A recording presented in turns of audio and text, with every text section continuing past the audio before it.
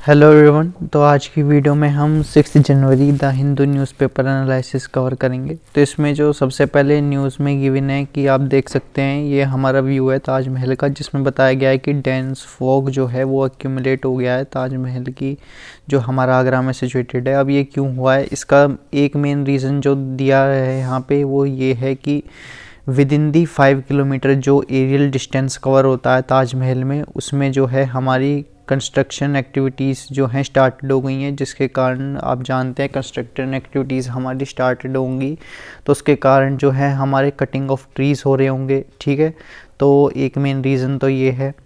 और दूसरा रीज़न है कि हमारे जो बेसिकली यहाँ पे जो ग्रीन कवर है वो डिस्ट्रॉय किया जा रहा है, जिसके कारण जो हैबिटेट्स ऑफ बर्ड्स हैं और बटरफ्लाइज हैं वो अफेक्टेड हो रही हैं इसकी वजह से।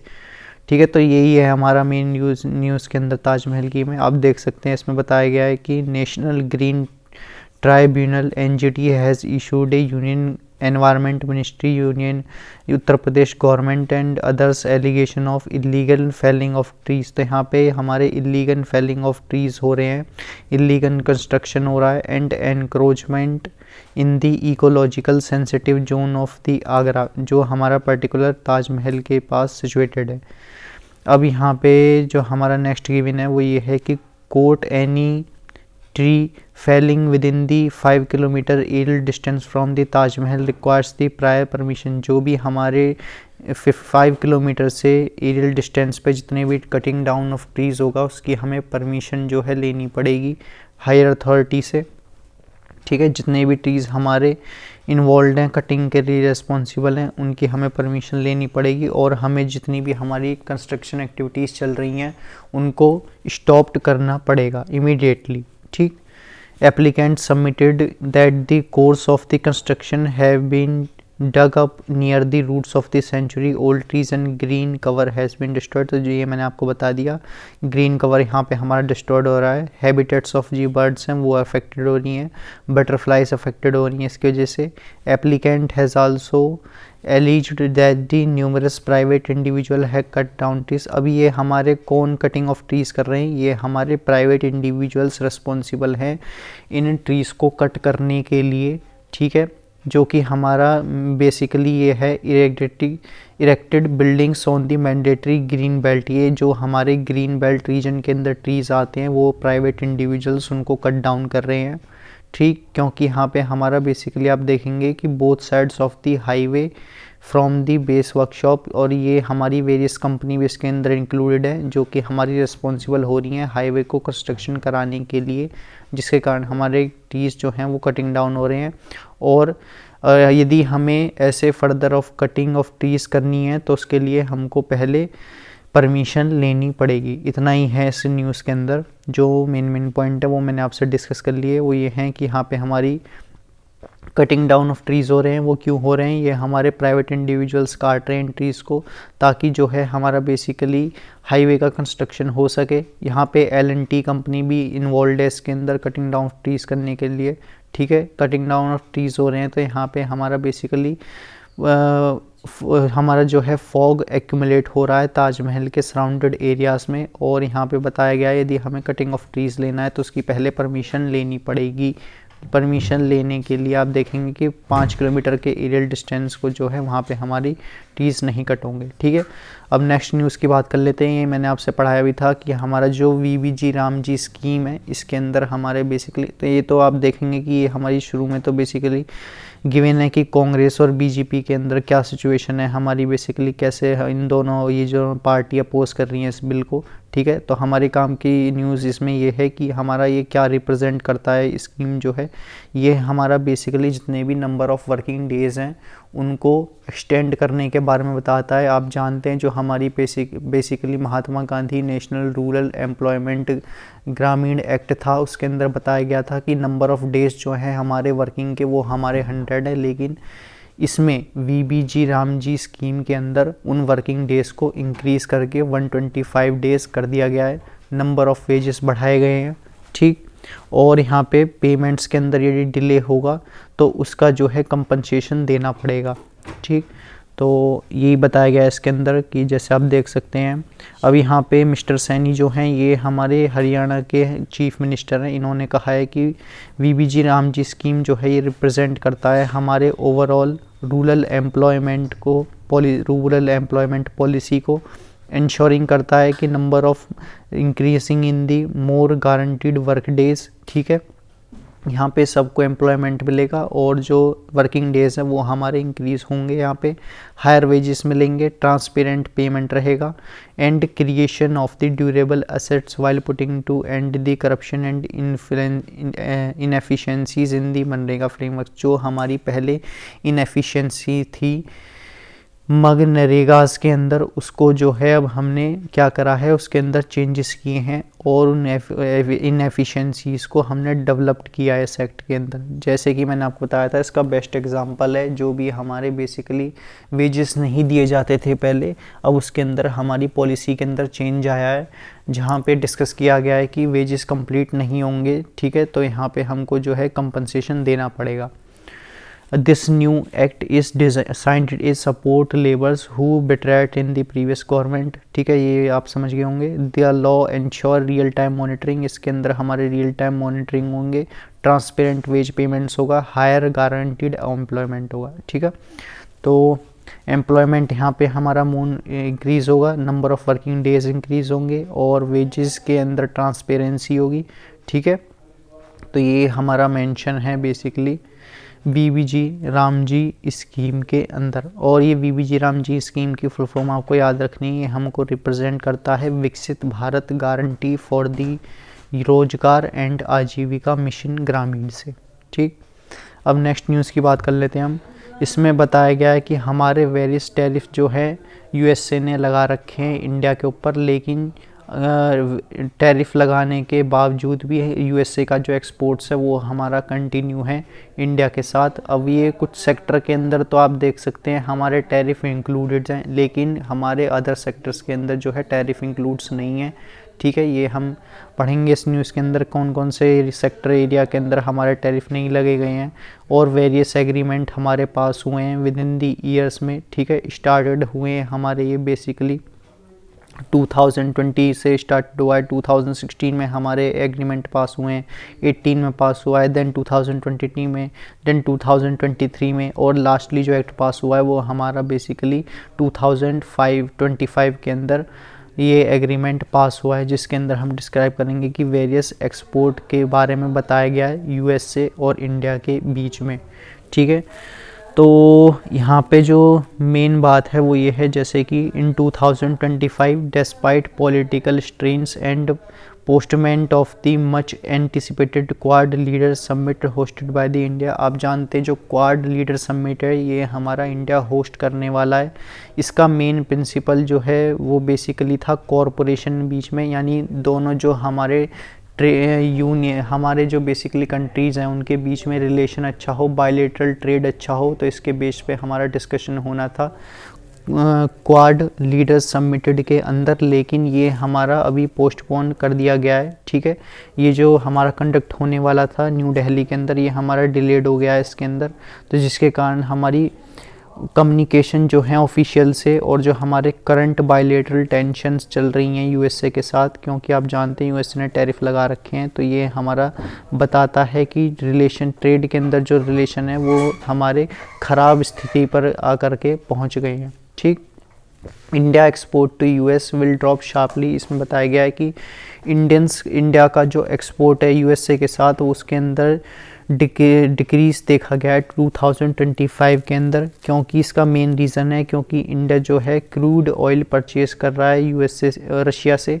ठीक है, तो यहाँ पे इसलिए यूएसए ने बताया गया है कि वो जो है फर्दर और ट्रेड टैरिफ लगाएगा इंडिया के ऊपर यदि वो जो है रशिया से क्रूड ऑयल परचेज़ करता रहेगा इंडिया। तो जबकि जो हमारे चाइना और पाकिस्तान हैं उन पर भी टैरिफ लगे गए हैं, लेकिन उनके जो टैरिफ हैं वो हमारे लोअर हैं as compare to the India. ठीक है, जो कि हमारा ये दर्शाता है कि चाइना और पाकिस्तान के यूएसए के साथ जो रिलेशन है वो काफ़ी स्ट्रॉन्ग है as compare to the India. अब जो हमारी क्वाड काउंटर टेररिज्म है वर्किंग ग्रुप है, ये हमारी इसकी 3rd मीटिंग होने वाली है दिसंबर 2025 पे, जो कि हमारी रिस्पॉन्सिबल है बताने के लिए कि हाई लेवल पॉलिटिकल ऑप्टिक्स पे ये बेस्ड रहेगी, जिसके अंदर हम जो है डेमोन्स्ट्रेटिंग करेंगे कि हम कैसे ऑपरेशनल वर्क करें, डिफेंस सेक्टर के अंदर हम क्या क्या चेंजेस लाएं, ठीक है, साइंस एंड टेक्नोलॉजीज़ में क्या चेंजेस ला रहे हों, ठीक है। तो ये 3rd मीटिंग के अंदर डिस्कस होगा। अब यहाँ पे 2008 के अंदर यूएसए ने और इंडिया के बीच में न्यूक्लियर डील साइन हुई थी, जिसके अंदर हमारे डिफेंस एंड टेक्नोलॉजी के जो एग्रीमेंट्स हैं उसके अंदर जो है बेसिकली ड्रॉप देखा गया है। अब ये ड्रॉप किसकी वजह से मर्ज्ड हुआ है, ये हमारा जो है बेसिकली क्योंकि हमारे बायलैटरल ट्रेड्स के बायलैटरल जो कंट्रीज़ हैं यूएसए और इंडिया के साथ जो रिलेशन है वो हमारे ख़राब है, तो न्यूक्लियर डील के अंदर भी हमारा डिक्रीजिंग नेचर देखा गया है, ठीक है। टेक्नोलॉजी बेस्ड भी हमारे बेसिकली डाउन गया है, हम बात करें ग्राफ की तो वो भी हमारा डाउन द ग्राफ हमारा जा रहा है। अभी इंडिया यूएसए न्यूक्लियर डील जो है bilateral ties have been predominantly driven by the defence and technology agreements. जो इंडिया और यूएसए की न्यूक्लियर डील है वो हमारी बेस्ड है किस किस पे, डिफेंस पे और टेक्नोलॉजी पे, ठीक है। Over the years 2 countries have signed various agreement. अब ये मैंने आपको बता दिया कि हमारे वेरियस एग्रीमेंट्स पास्ट हुए हैं इंडिया और यूएसए के बीच में। स्टार्टेड हुए थे ये हमारे बेसिकली 2016 से, जैसे कि सबसे हमारा जो 2016 के अंदर जो पास हुआ था एग्रीमेंट उसका नाम था logistic exchange memorandum of the agreement, ठीक है। फिर हमारे बेसिकली 2018 में पास हुए वेरियस एग्रीमेंट, 2020 में पास हुआ और जो हमारा 2023 में पास हुआ, ठीक है, जिसका नाम था हमारा initiative on critical and emerging technologies. ये जितने भी एग्रीमेंट्स हमारे यूएसए और इंडिया के साथ पास हुए हैं इनका मेन पर्पस है कोऑपरेशन करना और हमारी इंफॉर्मेशन को शेयर करना बिटवीन दी 2 मिलिट्रीज़। जो हमारा बेसिकली 2025 में अक्टूबर में जो हमारा 10 ईयर डिफेंस फ्रेमवर्क एग्रीमेंट है वो हमारा साइंड हुआ था। इसमें बताया गया है कि हमारा कोऑर्डिनेशन कैसे होगा, इंफॉर्मेशन हम कैसे शेयर करेंगे, चाहे वो हमारे टेक्नोलॉजिकल हमारी इंफॉर्मेशन हो, ठीक है, और हम जो है रिलीजनल स्टेबिलिटी कैसे प्रमोट करेंगे, इसके बारे में डिस्कस किया गया है अक्टूबर 2025 एग्रीमेंट के अंदर, जो कि हमारा 10 ईयर डिफेंस फ्रेमवर्क एग्रीमेंट पे बेस्ड है, ठीक। अब यहाँ पे कुछ आप देख सकते हैं कि वेरियस हमारे बेसिक जैसे कि हमारा इंडियन एरोस्पेस जायंट हो गया, HAL हो गया, इन्होंने जो है $1 बिलियन डील साइन की है नवंबर 2025 में, ठीक है।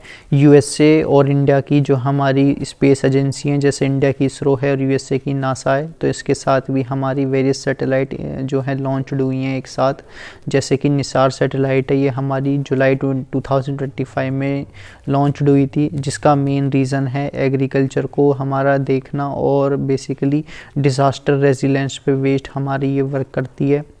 इंफ्रास्ट्रक्चर प्लानिंग के बारे में हमारी इंफॉर्मेशन दे रही होती है, ठीक है।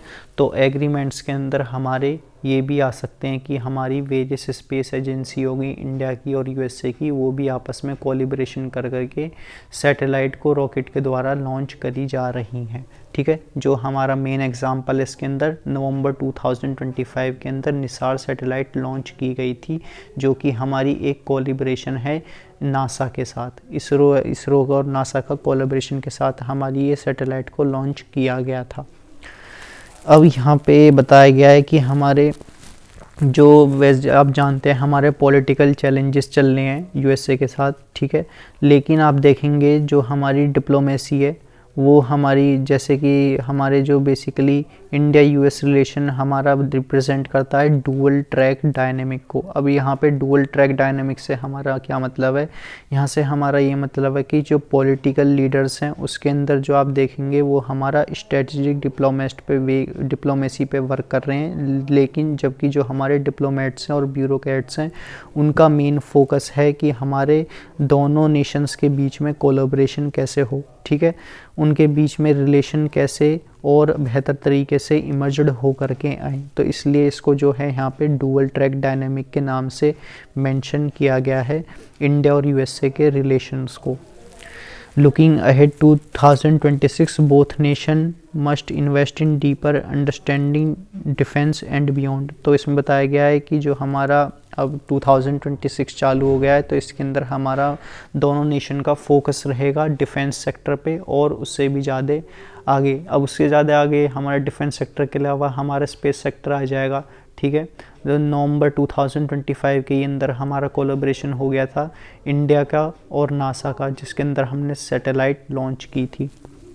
ठीक है, अब यहाँ पे जो हमारा गिवन है कि resilience of the India US partnership will dependent heavily on the parallel institutional track. जो हमारी इंडिया और यूएसए की पार्टनरशिप है वो हमारी वर्क करती है पैरेलल इंस्टीट्यूशनल ट्रैक पे बेस्ड। ठीक है, पहले इंस्टीट्यूशनल ट्रैक कैसे हैं कि हमारे जो पॉलिटिकल लीडर्स हैं वो आपस में, आप देखेंगे जो डोनाल्ड ट्रंप है वो हमारे टैरिफ लगा रहे हैं, जबकि जो डिप्लोमेट्स हैं दोनों हमारे दोनों कंट्रीज़ के, उनका मेन फोकस है कोलैबोरेशन कराने के लिए। ठीक है, कोलैबोरेशन होगा तो हमारा डिफेंस सेक्टर मजबूत होगा, स्पेस सेक्टर मजबूत होगा और हमारे इंफ्रास्ट्रक्चर के अंदर डेवलपमेंट हो रही होगी। ठीक है, तो इतना था ये न्यूज़ के अंदर।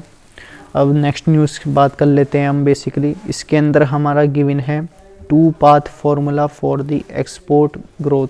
अब हमारे, क्योंकि जैसा मैंने आपको बता दिया यूएसए ने हमारा इंडिया के ऊपर टैरिफ लगाया हुआ है, लेकिन वो हमारा पर्टिकुलर कुछ सेक्टर्स तक ही लिमिटेड है, सारे सेक्टर्स पे टैरिफ नहीं लगा हुआ है। जो इंडिया का एक्सपोर्ट हो रहा है यूएसए के अंदर उस पर भी टैरिफ है, लेकिन इंडिया जो हमारा एक्सपोर्ट कर रहा है यूएसए के साथ वो हमारा पर्टिकुलर कुछ टैरिफ तक, कुछ ही सेक्टर्स तक जो है हमारा बेसिकली टैरिफ लगाया हुआ है। जैसे कि इसके अंदर बेस्ट एग्जांपल क्या है, आप देखेंगे जो इंडिया एक्सपोर्ट करता है यूएसए को टेलीकम्युनिकेशन यानी कि स्मार्टफोन, उसके ऊपर आप देखेंगे टैरिफ बिल्कुल भी नहीं लगा हुआ है। तो इसका मेन रीज़न ये आता है निकल करके कि जो स्मार्टफ़ोन है उस पर बेस्ड हमारा टैरिफ नहीं है, तो इंडिया का जो एक्सपोर्ट हमारा यूएसए को जाता है वो हमारा हाईली है, बहुत ज़्यादा है। हमारे हाई अमाउंट में स्मार्टफ़ोन को जो है एक्सपोर्ट किया जा रहा है यूएसए के अंदर।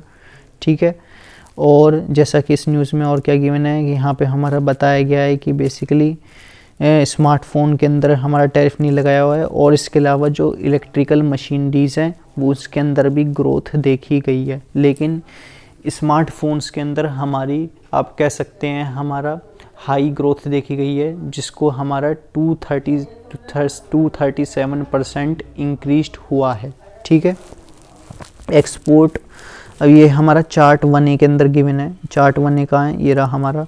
इसके अंदर आप देखेंगे कि percentage in changes in export to US in September 2023 to September November 2025। तो इसके अंदर जो टेलीकॉम इंस्ट्रूमेंट्स हैं उसके अंदर ग्रोथ देखी गई है, और सम ग्रोथ हमारी इलेक्ट्रिकल मशीनरी इक्विपमेंट्स के अंदर देखी गई है। लेकिन जो हायर पीक है वो हमारा सस्टेन हुआ है स्मार्टफोन के अंदर। ठीक, अब हमको नेक्स्ट बताया गया है कि एक्सपोर्ट्स ऑफ पर्ल्स और प्रीशियस स्टोन्स के अंदर डेक्लाइन देखा गया है। ठीक है, जो हमारे बेसिकली गोल्ड ज्वेलरी हो गई जो हमारे एक्सपोर्ट की जा रही है यूएसए के अंदर, उसके अंदर डेक्लाइन हुआ है। कॉटन फैब्रिक्स के अंदर डेक्लाइन हुआ है, और हमारा मेराइन प्रोडक्ट्स के अंदर डेक्लाइन हुआ है। रेडीमेड कॉटन के अंदर हमारा कुछ लिटिल डेक्लाइन हुआ है, लेकिन हमारा उसके अंदर भी जो ग्राफ है वो हमारा डिक्रीजिंग आया है। ठीक है, ये आप देख सकते हैं, ये चार्ट 2A के अंदर मेंशन है। जो हमारा बेसिकली सबसे ज़्यादा डेक्लाइन देखा गया है, सॉरी चार्ट 1B के अंदर मेंशन है, जो सबसे ज़्यादा डेक्लाइन देखा गया है वो हमारा पल्स एंड प्रीशियस स्टोन्स में, then gold, cotton fabric, electrical components, marine components, auto components, industrial machinery, readymade cotton, drug and iron steel components. ठीक है, तो ये चार्ट 1B के अंदर मेंशन है, इसको आप देख सकते हो। नेक्स्ट हमारा बात की गई है यहाँ पे चार्ट 2A और चार्ट 2B के अंदर। यहाँ पे हमारा बताया गया है कि चार्ट 2A के अंदर हमने चेंज इन टोटल एक्सपोर्ट कैसे देखा है सितंबर टू नवंबर 2025 से, और 2023-2024 के अंदर सेम मंथ के अंदर एवरेज हमारा कैसे कंसिडर्ड हुआ है। तो आप देखेंगे मैराइन प्रोडक्ट के अंदर हमारी ग्रोथ हुई है, इंडस्ट्रियल मशीनरी के अंदर हमारी 15% से ग्रोथ हुई है, और जो हमारी सबसे कम ग्रोथ हुई है वो हमारी iron and steel product sector के अंदर ग्रोथ हुई है, जो कि हमारी स्लाइटली ग्रोथ हुई है 3.2% से। ठीक, तो यहाँ पे अब बात कर लेते हैं चार्ट 2B की। चार्ट 2B हमको बता रहा है कि यहाँ पे हमारा जो ग्राफ है वो हमारा डेक्लाइन नेचर का है, जैसे कि कॉटन फैब्रिक्स के अंदर हमारी डेक्लाइन हुई है show, gold and precious metal jewellery के अंदर डेक्लाइन हुई है, pulse precious and semi precious stones के अंदर डेक्लाइन देखी गई है। जो हाईएस्ट डेक्लाइन देखी गई है वो हमारी पल्स एंड प्रीशियस स्टोन्स के अंदर देखी गई है। ठीक है, तो यहाँ से आप ये कंक्लूज़न निकाल सकते हैं इस पूरी टेबल से कि जो बेसिकली हमारा सबसे ज़्यादा डेक्लाइन किसके अंदर देखा गया है और सबसे ज़्यादा जो है एक्सपोर्ट किस प्रोडक्ट का हुआ है। तो यहाँ से आप कंक्लूज़न क्या निकालेंगे, आप कंक्लूज़न ये निकाल सकते हैं कि जो हमारे टेलीकॉम प्रोडक्ट्स हैं यानी कि स्मार्टफोन्स जो हैं उसके अंदर जो हमारे एक्सपोर्ट्स जा रहे हैं यूएसए के अंदर वो हमारे बहुत हाई हैं, और जो सबसे कम हमारी जो जा रही हैं वो हैं हमारी पल्स एंड प्रीशियस स्टोन्स। ठीक है, नेक्स्ट हमारी गिवन है ये वेरी स्टेबल, जैसे कि 3A एंड 3B। तो यहाँ पे बताया गया है कि इंडिया एक्सपोर्ट कर रहा है मैराइन प्रोडक्ट्स को चाइना के साथ। ठीक है, यूएसए के अलावा चाइना में एक्सपोर्ट किए गए हैं मैराइन प्रोडक्ट्स, जिसके अंदर आप देखेंगे कि वो हमारे 23% से इंक्रीज़ हुए हैं। सिमिलरली इंडिया ने एक्सपोर्ट किए हैं $50 मिलियन जो हैं मैराइन प्रोडक्ट स्पेन को। ये एक्सपेंशन एक्सटेंडेड हुआ है हमारा अक्रॉस दी यूरोप के अंदर। ठीक, अब आप देख सकते हैं इस टेबल से जो हमारा सबसे पहले यूएसए आता है, फिर उसके बाद आता है हमारा चाइना, जिसके अंदर हमारे बेसिकली एक्सपोर्ट किया गया है मैराइन प्रोडक्ट्स को। ठीक है, तो यहाँ पे आप $बिलियन में हमारी मेंशन है टेबल्स, और जो हमारे मैराइन प्रोडक्ट्स की चाइना के साथ गिवन है उसके अंदर इंक्रीजिंग नेचर का है, यानी कि डेक्लाइन नहीं हुआ है, उसके अंदर ग्रोथ हुई है। यूएसए के साथ जो मैराइन प्रोडक्ट्स का ग्राफ है उसके अंदर डेक्लाइन शो हुआ है, और जो सबसे जो हम कह सकते हैं बेसिकली डील साइन की है वो है हमारी साउथ कोरिया के साथ। तो इसका जो ऑर्डर है वो ऐसे है, सबसे पहले US, China, Belgium, Italy, Spain, UAE, UK, Netherland, Germany, Malaysia, France, Hong Kong and the South Korea. ठीक है, तो ये हमारा ऑर्डर रहेगा मैराइन प्रोडक्ट्स का। अब मैराइन प्रोडक्ट्स के बाद आती है हमारी बात कि रेडीमेड कॉटन गारमेंट्स के अंदर भी हमारा बेसिकली कहीं किसी कंट्री के अंदर डेक्लाइन देखा गया है और किसी कंट्री के अंदर हमारा ग्रोथ देखी गई है। अब जो यूएसए के अलावा जो हमारी डेक्लाइन हुआ है रेडीमेड कॉटन गारमेंट में, अब इस यूएसए के बाद आती है कंट्री हमारी यूके, जहाँ पे रेडीमेड कॉटन गारमेंट के अंदर ग्रोथ देखी गई है, और फिर आती है सबसे लास्ट में चाइना, जिसके अंदर आप देखेंगे कि हमारी यहाँ पे जो है जो डील साइन हुई है रेडीमेड कॉटन गारमेंट्स की वो हमारी चाइना के साथ बहुत ही कम अमाउंट में साइन हुई है as compare to the US. ठीक है, तो ये था इस न्यूज़ के रिगार्डिंग। इसमें आपको ध्यान रखना है कि सबसे पहले डिस्कस हुआ है चार्ट 1 में कि सबसे ज़्यादा हमारे टैरिफ किस सेक्टर पे नहीं लगा है, वो है स्मार्टफोन। फिर सबसे ज़्यादा जो एक्सपोर्ट टैरिफ लग रहा है वो हमारा पल्स एंड प्रीशियस स्टोन है। फिर बात आती है कि हमारे मैराइन प्रोडक्ट्स जो हैं किस किस कंट्री में सबसे ज़्यादा शेयरिंग के साथ हैं। फिर बात आती है कि रेडीमेड कॉटन गारमेंट्स किस कंट्री के साथ सबसे ज़्यादा शेयरिंग के साथ $1 मिलियन साइन कर रहे हैं। ठीक है, तो इतना था इस न्यूज़ के अंदर। अब नेक्स्ट न्यूज़ की बात कर लेते हैं जो कि हमारी अरावली हिल्स पे बेस्ड है। ये आप जानते ही होंगे, अरावली हिल्स मैंने आपसे डिस्कस किया था। तो यहाँ पे इस न्यूज़ के अंदर बताया गया है कि केवल जो 31.8% ऑफ दी अरावली हिल्स है वो रिस्क के अंदर आती है, जबकि जो वेरियस ग्रुप्स हैं वो कह रहे हैं कि एंटायर अरावली हिल्स जो है उसको ना ही तो माउंटेन हिल्स को माउंटेन रेंज के अंदर कंसिडर किया जाए, जिसके कारण जो आप देखेंगे कि माइनिंग वहाँ पे नहीं हो, और यदि माइनिंग होती है तो वो केवल और केवल पर्टिकुलर उतने ही उससे मिनरल्स निकाले जाएं, रेयर अर्थ एलिमेंट्स निकाले जाएं जितनी हमको ज़रूरत है।